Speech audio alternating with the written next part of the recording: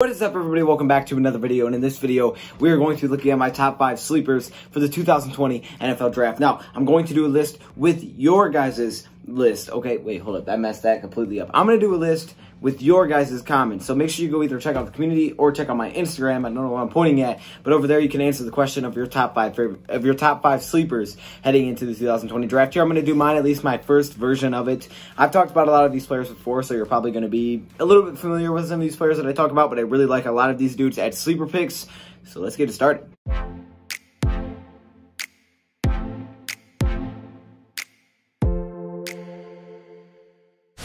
All right, first off, coming in at number 5 is Troy Pride Jr. Now, Troy Pride is definitely a sleeper because I think he's going to fall maybe the furthest out of anybody on this list. He could definitely fall the furthest out of any other player that I potentially have on this list other than my honorable mention. Troy Pride Jr. is a really good corner out of Notre Dame who didn't have any crazy numbers, so that doesn't really set him apart from anyone. He's a 5'11", 194-pound cornerback who plays against some solid competition. You know, Notre Dame, here and there, they play some competition. He did come up with an interception, though, in the Senior Bowl, and his stock is really rising from that because that's when a lot of people got to see him. They really didn't get to see him before, but he's been a consistent player. He just doesn't have the crazy numbers that some of these other people do with, like, interceptions. He does have 6 pass deflections in the last season with 1 interception, and then in 2018, he had 2 interceptions with 10 pass deflections. So, not bad numbers. They're just nothing that blow you away, but he does play some good competition. I like his play style. Troy Pride Jr. comes in at number 5. Now, let's hop into number 4, where we have Logan Stenberg. Logan Stenberg is an offensive lineman that plays for Kentucky. Now, I've drafted him once on my mock draft, I think, and oh my goodness, ever since I started researching this guy, I'm liking him more and more. Apparently, his nickname is Mr. Nasty. I think that tells you all you need to know about an offensive lineman. This guy is nasty. He's a really tough, and he has an edge. Every time he goes into a game, he has an edge.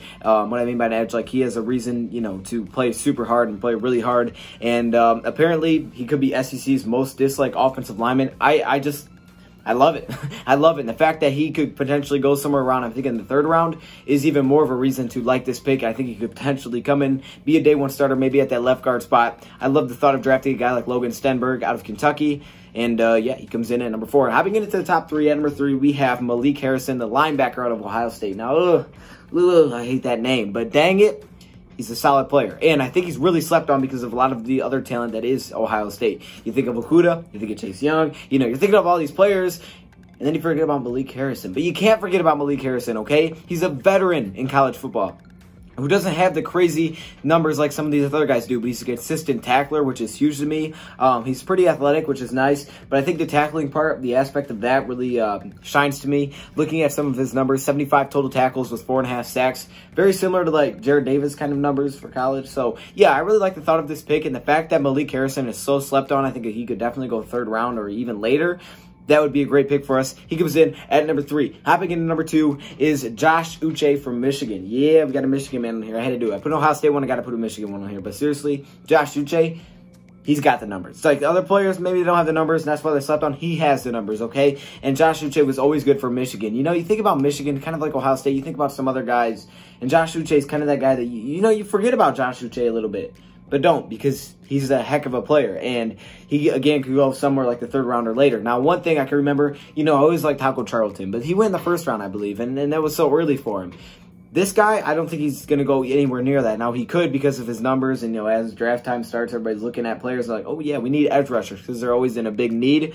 So, potentially, he could go a little bit earlier. But hopefully, he doesn't. He had 8.5 sacks, 35 total tackles, and 2 forced fumbles. And he played at Michigan. So, obviously, he's a great player. He comes in number 2. Now, hopping in number 1. Before we do that, actually, let's hop into my honorable mentions. My first honorable mention is Zach Bond, the edge rusher out of Wisconsin. I've always liked Zach Bond. The thing is, he's just, I feel like he could go 2nd round, so he's not really a sleeper. And Shea Patterson.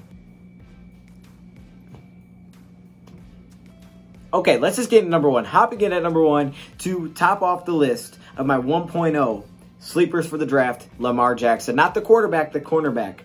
Oh, I always messed it up, but that time I got it. Lamar Jackson out of Nebraska. Now, Lamar Jackson remind me a lot of Amani. I think this is a dude who played in the Big Ten just like Amani did, and it could fall like 6th round, somewhere around there, maybe 5 through 7. Now, he could be a day 3 pick. Hopefully, he's a day 3 pick, and we are the team that picks him. I don't think cornerback's a huge need where it needs to be 1st round or 2nd round, maybe even not even 3rd round.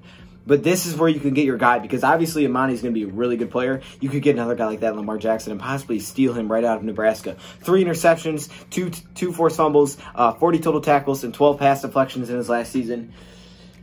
Lamar Jackson's that dude. Everybody, this is like the sleeper that's not really a sleeper, at least in our community. I don't know. He comes in number 1. Let me hear your thoughts, comments below. And again, make sure you comment either community or my Instagram post, or actually even on my Twitter.